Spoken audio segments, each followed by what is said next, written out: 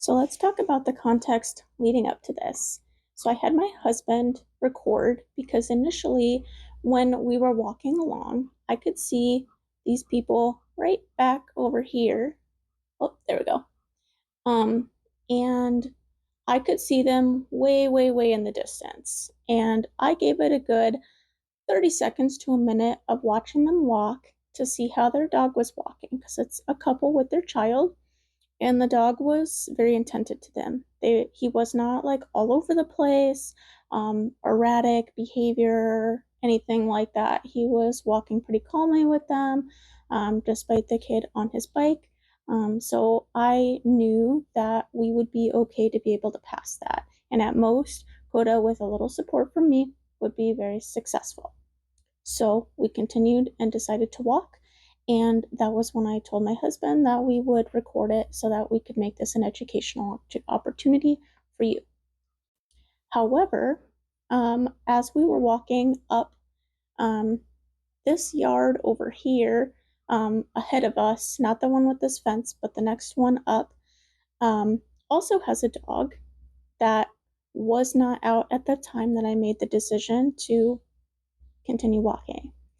And this dog I have encountered before, so I know that when I do see that it's out, I know that it is on an e-fence and that it generally does respect the e-fence.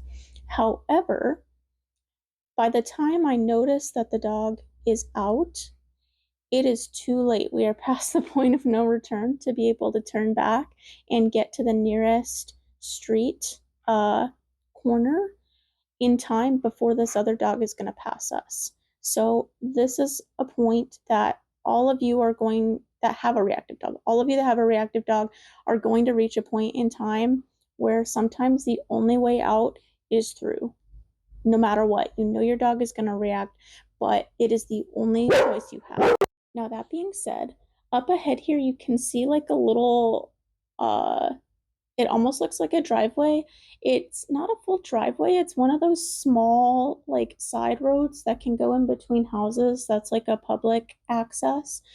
So when I notice that these people over here are walking their dog, and then there's a dog in the yard in front of us that is reactive, I know that the only closest route I have is to get to that access as soon as possible. That gives us the opportunity to go this way and get more space. However, I also know, knowing my own dog, that if I rush him, he's going to become a much more alert to his surroundings and he's going to become that much more stressed, which gives him that much less of a buffer to handle the stress that's about to happen.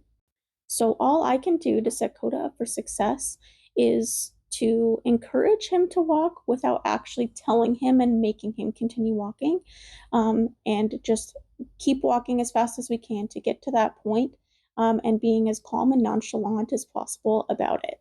Okay, so let's just play the video already. So at this point, we are multiple houses away from the nearest street corner. And you can see that the couple with their dog is walking on the other side of the road. Now, I did not anticipate that they were going to be allowing their dog as much leash as they did. He's like well past halfway into the road by the time Koda reacts up here. You're going to see his tail starts elevating more, he's fixating more, and I am just providing as much management as possible. Now, I'll replay this a few times, don't worry, but as you can see here, I finally have space to kind of make some distance for him, but I'm also trying to advocate for him as much as possible. Now, the reason that I'm staying on his left-hand side is because even though I know that this dog in front of us generally respects an e-fence, between us being here and the dog that just passed, it's very easy for a dog to become over threshold enough that they're not going to respect that fence anymore. And I wanted to be in an optimal position to be able to see both dogs in my line of sight and have access to step in the way of the off-leash dog if we need to.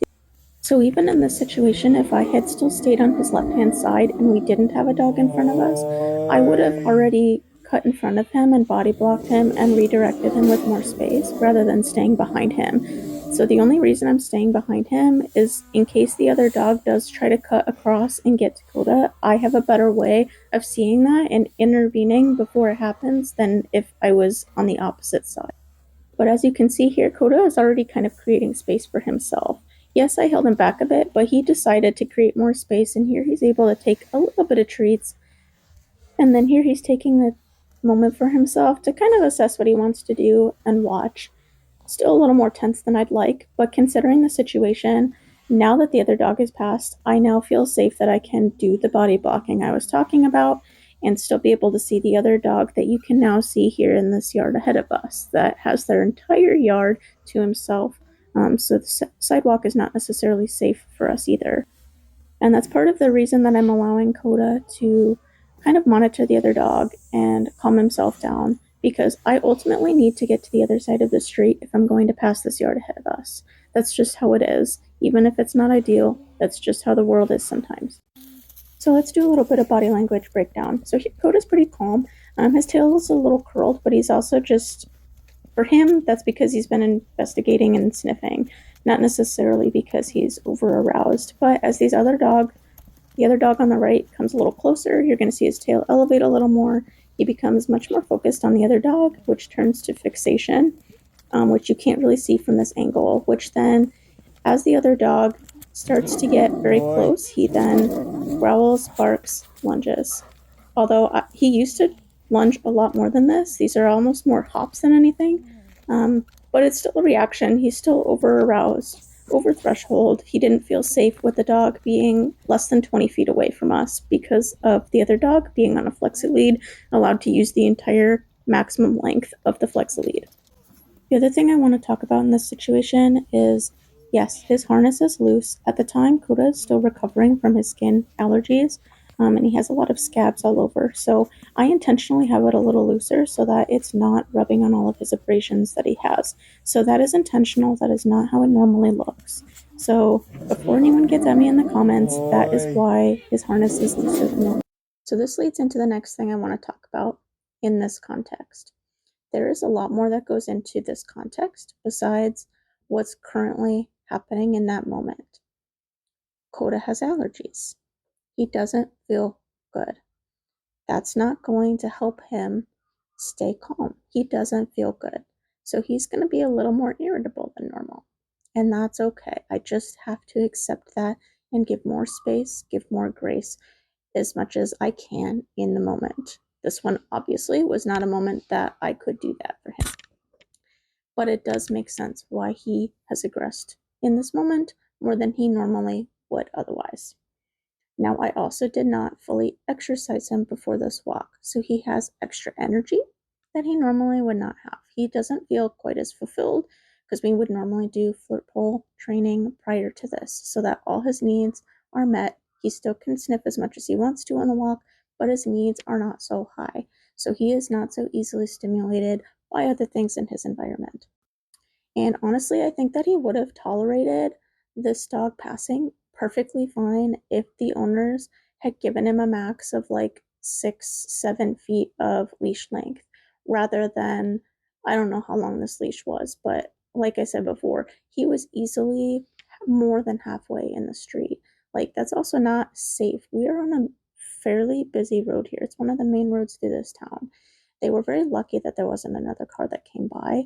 And it's just very frustrating that, if a car was coming, they probably would have had more acknowledgement to pull their dog closer up to them for that than for us that are trying to pass by with a dog that is literally like 15 feet away. There's just not a lot of respect for other dogs, I guess, these days.